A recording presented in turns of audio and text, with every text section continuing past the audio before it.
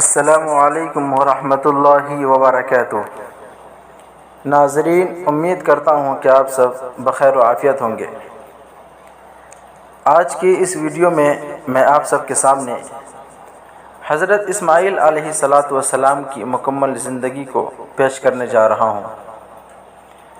Video شروع کرنے سے پہلے آپ تمام احباب سے یہ درخواست ہے کہ ویڈیو اگر اچھی لگے تو لائک اور سبسکرائب ضرور کریں، نیز بیل آئیکن پر بھی کلک کر دیں تاکہ میری آنے والی تمام ویڈیوز آپ تک سب سے پہلے پہنچ سکے۔ حضرت اسماعیل علیہ السلام اللہ کے نبی اور حضرت ابراہیم علیہ السلام کے بڑے صاحبزادے تھے۔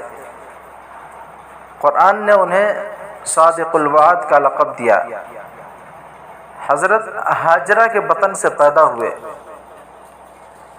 بچے ہی تھے کہ حضرت ابراہیم علیہ السلام نے ان کو ان کی والدہ ہاجرہ کو اس بنجر اور ویران علاقے میں چھوڑ آئے جو اب مکہ معظمہ کے نام سے مشہور ہے اور عالم اسلام کا قبلہ ہے۔ ایک دن حضرت ابراہیم علیہ السلام نے حضرت اسماعیل علیہ السلام سے فرمایا کہ میں نے خواب میں دیکھا ہے کہ تمہیں ذبح کر رہا ہوں، اب تم بتاؤ کہ تمہاری کیا رائے ہے؟ حضرت اسماعیل علیہ السلام نے فرمایا کہ آپ مجھے ثابت قدم پائیں گے، آپ کو جو حکم ہوا ہے آپ اس کو کر گزریے۔